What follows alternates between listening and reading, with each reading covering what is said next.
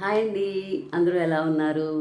ఈరోజు మన టాపిక్ వచ్చి ఒకప్పుడు గ్రాసరీస్ పర్చేజ్ నుంచి వెజిటబుల్స్ పర్చేజ్ నుంచి ఇప్పుడున్న groceries purchase vegetables purchase taluka differences, mode of purchasing, amount spending చూద్దాం. ఈ పర్టికులర్ వీడియోలో వచ్చిన ఎగ్జాంపుల్స్ అన్నీ కేవలం నా పర్సనల్ ఎగ్జాంపుల్సే. నేను చెప్తున్నాను కదా, ఇన్నాళ్ళు ఏదైనా వీడియోస్ చేసినప్పుడు నా ఫ్రెండ్స్ ఎక్స్పీరియన్సెస్, నా కొలీగ్స్వి, నా నైబర్స్వి, నా రిలేటివ్స్వి, మా క్లోజ్ ఫ్యామిలీ మెంబర్స్వి అందరివి మేము డిస్కస్ చేసుకుని పాయింట్స్ చెప్పుకునేదాన్ని. కానీ ఇది మాత్రం నేను అసలు నాకు జనరల్గా చాలా టైం తక్కువ.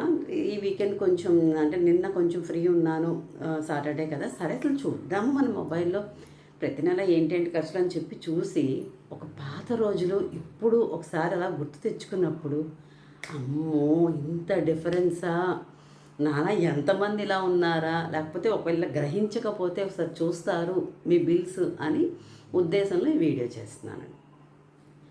ఒకప్పుడు అంటే నా మ్యారేజ్ అయిన కొత్తలో, అంటే నా పెళ్ళికి ముందు వేరేగా ఉండే, చెప్పాను కదండి, లోవర్ మిడిల్ క్లాస్ ఫ్యామిలీ. మాకు ఏదైనా పప్పు అయిపోతే ఆ ఒక్క పప్పే తెచ్చుకునేవాళ్ళం. కూర ఏదైనా అయిపోతే ఆ రోజుకి వెళ్ళి ఆ వెజిటేబుల్ తెచ్చుకొని, ఒక ఎగ్జాంపుల్ ఆలు అనుకోండి, ఒక 1/2 kg తెచ్చుకుంటే 5 రోజులు అదే చేసుకోవడం, ఏదో ఇలా కావాల్సిన ఆ పర్టికులర్ ఐటమే తెచ్చుకునే స్టేజ్ నుంచి మ్యారేజ్ అయిన తర్వాత మంత్లీ వన్స్ గ్రాసరీస్ తెచ్చుకునే స్టేజ్కి వచ్చాం.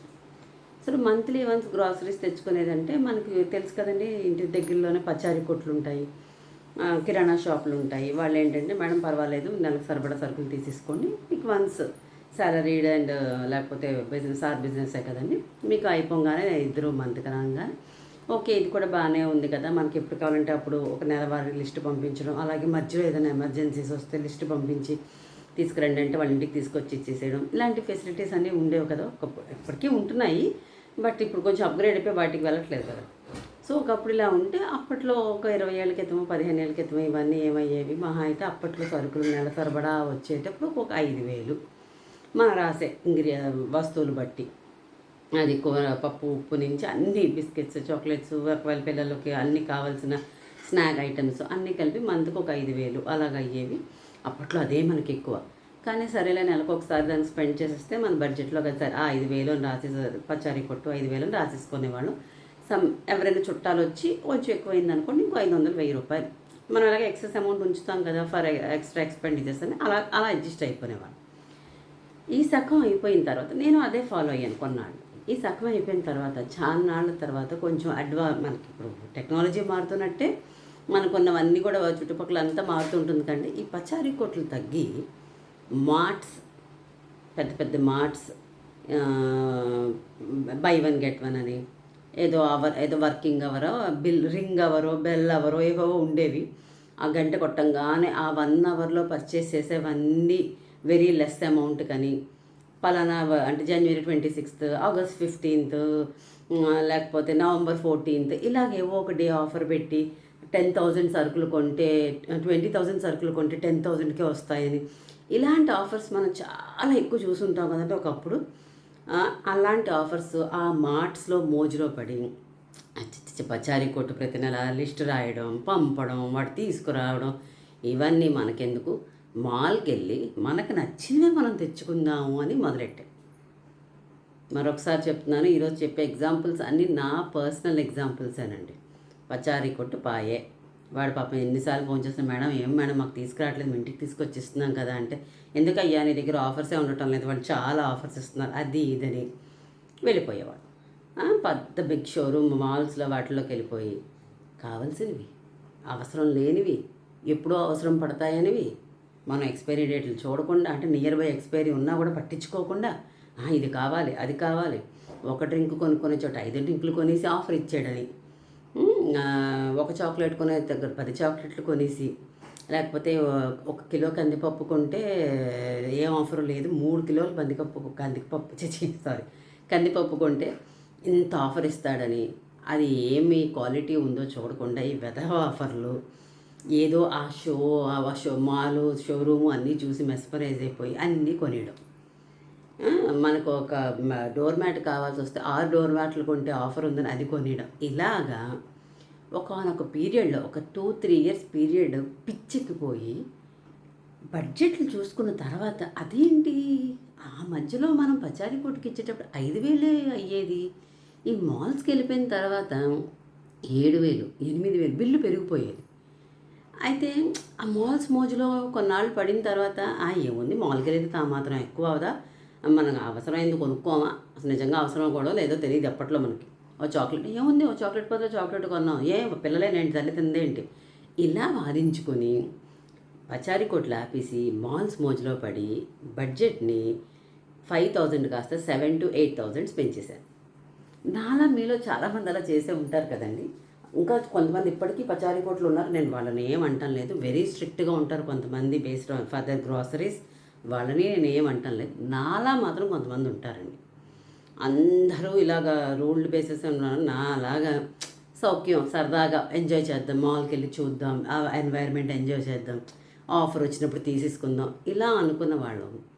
5,000 బడ్జెట్ కాస్త పోయి 7, 8, 9 పెరిగిపోయినా దృష్టి పెట్టక ఎందుకంటే ఏడాదేడాదికి మన ఇన్కమ్ పెరుగుతుంది కదా. 5,000 పెట్టే దగ్గర ఇంకొక 2,000 పెడితే ఏమైపోయింది? ఇలా ఆలోచించి కొన్నాళ్ళు ఖర్చు పెట్టేశాం. అంతే కదండి. ఇప్పుడు చూద్దాం. ఇప్పుడు నా బిజీ స్కెడ్యూల్లో నిజం చెప్పాలంటే ఒకప్పుడు కనీసం ఆదివారం వెళ్ళి రైతు బజార్‌కి లేకపోతే కూరగాయలు కొట్టు వాళ్ళ ఇంటి ముందు పెడుతూ ఉంటారు. లేదంటే ఇంటికి అపార్ట్మెంట్స్ ముందు కూరలని ఉదయాన్నే వస్తూ ఉంటారు. ఓ పావలా ఎక్కువైనా, రూపాయి ఎక్కువైనా వాళ్ళ దగ్గర తీసుకునేవాళ్ళు. ఎందుకంటే ఫ్రెష్‌గా ఉంటాయి. రైతు బజార్‌లకి వెళ్ళే ఓపికలు లేకపోతే. ఇప్పుడున్న సినారియో చూద్దాం. ఇప్పుడు అదే నేను. ఇప్పుడు అదే మా వారు. కానీ ఇప్పుడున్న సౌఖ్యం ఏంటండి?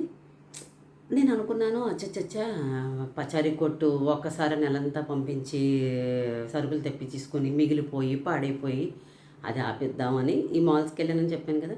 అవసరమైనవి, అవసరం లేనివి పెద్ద పెద్ద లిస్టులు చాంతాడంత బిల్లులు అన్నీ అయిపోయి అవి తెచ్చేసి 3 కేజీలు కందిపప్పులు తెచ్చేసి రెండో నెలలో కందిపప్పు ఇలా ఓపెన్ చేయగానే అందులో నుంచి పురుగులు రావడం, పంచదార నీరు కారిపోవడం ఇలా చూసి అమ్మ బాబోయ్! ఇలా వద్దు ఇవన్నీ మార్చేద్దాం. ఇప్పుడున్న ప్రెజెంట్ ఒక 2-3 ఇయర్స్ సినారియోస్ ముందు నుంచి మనం చూస్తే X mart, Y now, Z it అంటే మీకు అర్థమైపోయి ఉంటాయి నేను ఏం పేర్లు చెప్తున్నాను. ఎందుకంటే I don't want to mention. మళ్ళీ ఏమో ఈ వీడియోలు చేసి మళ్ళీ వాళ్ళు ఏమైనా కేసులు వేసి ఇచ్చారనుకోండి నా మీద. నేనేదో సరదా కొద్దీ చేసుకుంటున్నాను వీడియో. అందుకని I don't want to mention any online grocery shops or online convenient stores. But నేనేమనుకున్నానంటే అబ్బబ్బా ఈ మాల్స్కి వెళ్ళి డబ్బులు ఖర్చు పెట్టేస్తున్నాను వద్దు, ససేమిరా నో. నేను ఈ 3 యాప్లు డౌన్లోడ్ చేసుకొని నాకు అవసరమైతే ఈరోజు నాకు కందిపప్పు అయిపోయింది 15 టక కొడితే ఎక్స్ మార్ట్లో 7 మినిట్స్కి వచ్చేస్తుంది. ఒకవేళ అక్కడ అవైలబిలిటీ లేదనుకోండి టిక్ ఆర్డర్ పెడితే వై నౌలో 15 మినిట్స్ మ్యాక్సిమం వచ్చేస్తుంది. అక్కడ అవైలబిలిటీ లేకపోతే టిక్ అని కొడితే జెడ్ ఇట్లో అదొక 20 మినిట్స్లో వచ్చేస్తుంది. సో ఏముంది బయటకు వెళ్ళి తయారయ్యి బండి తీసి వెళ్ళి లేకపోతే కార్ తీసుకొని వెళ్ళి ఇవన్నీ బదులు ఏముంది ఇంటికి వచ్చేస్తుంది కదా. మనకి ఎప్పుడు ఐటమ్ అయితే అప్పుడు పెట్టేసుకోవచ్చు. దీనివల్ల చాలా సేవింగ్ అయిపోతుంది. ఎక్సెస్ ఆర్డర్ ఇవ్వము. ఇలా ఆలోచించి స్టార్ట్ చేశానండి. వాడేమైనా తెలివి తక్కువ వెధవ. మనమే ఇన్ని తెలివితేటలుంటే కొనుక్కునేవాడికి అమ్మేవాడికి ఇంకెన్ని తెలివితేటలు ఉంటాయండి. ప్రతి ఒక్కడు మినిమం పర్చేస్ పెట్టేస్తాడు. మనకు తెలుసు, అయినా సిగ్గుండదు. నేనే చెప్తున్నాను, అయినా సిగ్గుండదు. నాకు పచ్చిమిరపకాయ ఇంట్లో అయిపోయింది. ఒకప్పుడు కూరలు 1 వీక్ ఒకసారి తెచ్చుకునేదాన్ని కదా. ఇప్పుడు ఎందుకు ఇవన్నీ ఆఫర్స్ ఉంటుండగా ఎందుకు మనం అన్నీ తెచ్చేసి ఫ్రిడ్జ్లో పెట్టి కూడబెట్టి ఎందుకు? ఎప్పుడు కావాలంటే అప్పుడు తెచ్చేసుకోవచ్చు. ఎప్పుడు కావాలంటే అప్పుడు ఆర్డర్ ఇస్తే 10 నిమిషాలు మ్యాక్సిమం, 15 నిమిషాలు మ్యాక్సిమం. మనం కుక్కర్ పెట్టి అయ్యే లోపల కూరే రాకపోతుందా, చేయకపోతాం. ఇలా ఆలోచించి స్టార్ట్ చేశానండి ఆన్లైన్ ఆర్డర్స్ ప్రతి దానికి. ఇంకా ఈ మధ్యలో నానా జాన్లో కూడా గ్రాసరీ వచ్చింది. సో అది కూడా మనకి గట్టి కొడితే పలానా టైంకి డెలివరీ అని చెప్పేస్తుంది. సో ఇలాగా నేను మొదలెట్టానండి. పచ్చిమిరపకాయ అయిపోయినా గట్టి కొడితే రూ. 19, రూ. 20 ఉంటాయి ఒక పావు కేజీ పచ్చిమిరపకాయలు. బయటికి వెళ్ళి తెచ్చుకుంటే నాకు టైము, ఓపిక అన్నీ తక్కువైపోయి వర్క్ లైఫ్ ఎక్కువైపోయి ఈ సౌఖ్యాన్ని తెచ్చుకోవడం కోసం రూ. 20 పచ్చిమిరపకాయలకి ఈ పలానా యాప్స్లో మినిమం 199 బాటా రేట్.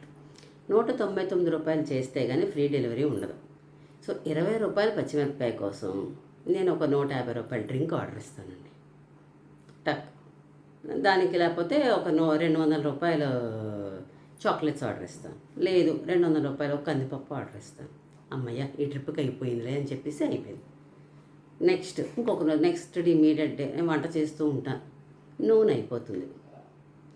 మనం ఆర్డర్ ఇచ్చే నూనె రూ. 170 180 ఉంటుంది అనుకో. కానీ రూ. 199 ఉంటే కానీ ఆర్డర్ డెలివరీ రాదు. వెంటనే ఏం గుర్తొస్తుంది, 10-15 రూపాయలకి ఏం పెడతాం, ఓ చాక్లెట్ పెట్టేసుకుందాంలే, లేకపోతే బిస్కెట్ ప్యాకెట్ పెట్టా.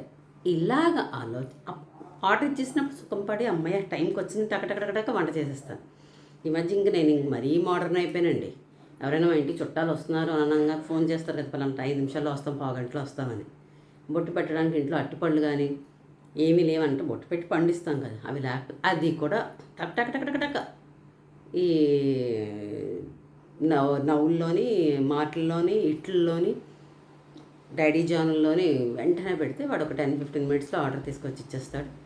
2 దానిమ్మ పళ్ళు 100 రూపాయలు, 3 అరటిపళ్ళు 30 రూపాయలని. నిజంగా బయటికి వెళితే ఆ 300 రూపాయలకి ఎన్ని ఫ్రూట్స్ వస్తాయో. మన 2 దానిమ్మ పళ్ళే 100 రూపాయలు కొంటాను, 3 అరటిపళ్ళు 30 రూపాయలు కొంటాను. వాళ్ళు వచ్చే వరకు వచ్చేసరికి, ఎందుకంటే మనం బయటకు వెళ్ళక్కర్లేదు, వాళ్ళు వచ్చేసరికి రెడీగా ఉంటాయి ఫ్రూట్స్, అమ్మయ్య బొట్టు పెట్టి వాళ్ళకి ఇచ్చి పంపి ఇలా ఇప్పటికీ నాకు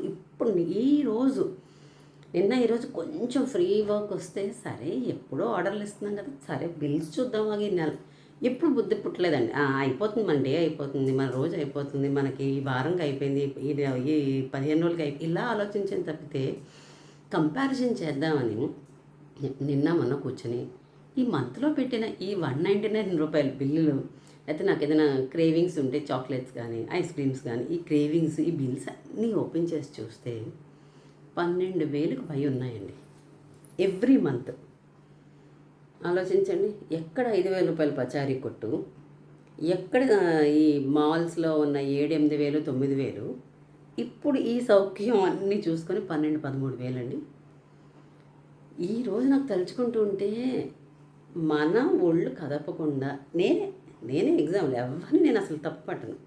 మా అమ్మగారు ఇప్పటికీ తిడతారు, నేను పోయి నడుచుకొని వెళ్ళి కూరలు తీసుకొస్తాను, నీకెందుకు అబ్బాబ్బా వద్దమ్మా, ఇలా యాప్లో నొక్కితే ఇంటికి తీసుకొచ్చేస్తాను, నీకెందుకమ్మా నడిచే ఆమెను కూడా నేను ఆపించేసి పిల్లలకి, అమ్మ నాకు ఇప్పుడే అర్జెంటుగా చాక్లెట్ తినాలనుందంటే టక్కమని వాళ్ళు ఒక్క చాక్లెట్ తినాలనుకుంటే నేను కూడా తినాలనుకుని 4 చాక్లెట్లు ఎక్స్ట్రా పెట్టి అవ్వాల్సిన బిల్లు కన్నా 12-13,000 నెలకు అవుతుంది అని నేను లాస్ట్ 1-2 ఇయర్స్గా చెక్ చేసుకుంటే ఎంత షాక్ అవుతున్నానంటే, అలాగని మానేస్తానా, ఎందుకంటే సౌఖ్యానికి అలవాటు పడిపోయాను, ఎంత తగ్గించుకోవాలా అని ఇప్పుడు ఆలోచిస్తున్నాను.